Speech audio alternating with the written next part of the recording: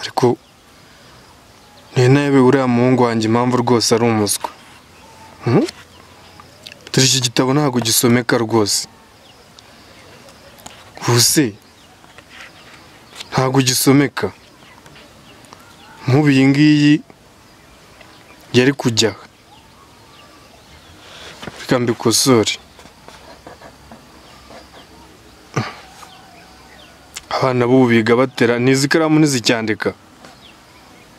Igitabo ntigisomeka n'ikaramu ntiyandika.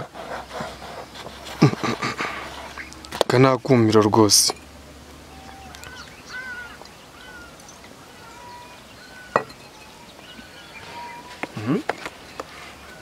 Ibi bintu ni ukubikosora.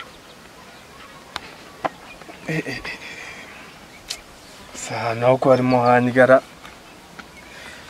Haranyigara rwose. Kamaguruke ninjire mu nzu.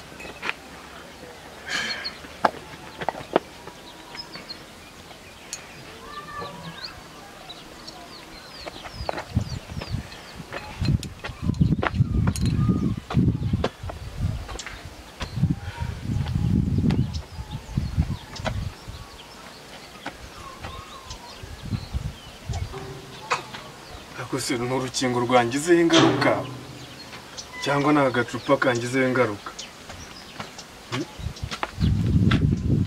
Ese ko ndi kwinjira mu nzu nkandi ameze nk'urimo gusohoka. Ndimo abantu babiri cyangwa n'umugabo wanyinjiriye mu rugo. Uriya ninde yewe muntu? Ndakwereka rero rwose. Ndakwereka